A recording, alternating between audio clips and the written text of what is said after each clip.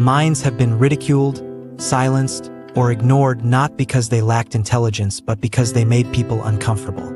Schopenhauer once said that truth is rarely welcome, especially when it shatters illusions people rely on to make life bearable. And in today's fast-paced, image-driven world, truth raw and unfiltered often has no place. Intelligence is not merely about IQ or credentials. It is the piercing clarity to see things as they are, not as we wish them to be. But this clarity comes with a cost. The more you see, the more alone you often feel. Imagine walking through a world where most people are asleep, numbed by distraction, comforted by convention. You, on the other hand, are awake. And being awake in a dreaming world is not a gift, it's a burden. Many gifted minds struggle not because they are flawed, but because the world resists depth. It is designed for efficiency, for sameness, for consumption, not contemplation. Society celebrates intelligence when it entertains, sells, or conforms, but resists it when it challenges, confronts, or questions the status quo. Look at Kafka, alienated, misunderstood, yet now praised for exposing the absurdity in systems we still depend on.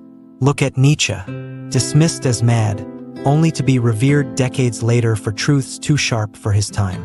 True intelligence questions. It deconstructs norms, dissects meaning, and demands change. But people don't like change. They like comfort, and so they turn away from thinkers who make them feel too much. Isolation becomes their companion, but not always by choice. And yet, intelligence is not a curse alone. It is a beacon. The world may fear the truth, but it also needs it. Desperately, every revolution began with a question. Every awakening with discomfort. Every leap forward with a mind that dared to defy. So if you're watching this, and you feel misunderstood, unseen, unheard, remember this. You are not broken. You are awake. You carry a fire most will never recognize, but some will. And that recognition, when it comes, is electric, rare, real. Let your intelligence be light, not just to analyze, but to illuminate. Use it to see deeply, to feel fully, to live truthfully. There is a quiet army of thinkers, scattered across cities, homes, offices, questioning, creating, hoping. You are not alone. The quiet of intelligence isn't silence. It's a preparation for clarity. A stillness that watches the world and gathers truth. Too often we rush to speak, to act, to react. Intelligence teaches us to pause, to understand before we declare, to observe before we assume. In that pause lives wisdom. In that silence, insight. When you're different, you're not defective. You're rare. And in your rarity lies value that transcends time and popularity. To think is to rebel. To feel deeply is to risk pain. But also to access a beauty others can't comprehend. Don't run from that depth. Live it. Explore it.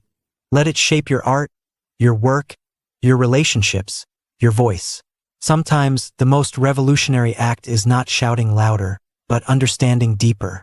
The world doesn't just need louder voices. It needs quieter truths, thoughtful action, compassionate rebellion. Be that force. And remember, there are others like you watching, listening, aching for resonance. You are not alone. The world doesn't need more noise. It needs more depth. It needs more truth. It needs you. So keep reading, keep asking, keep challenging, keep creating. And when the world turns its back on depth, turn toward it even more.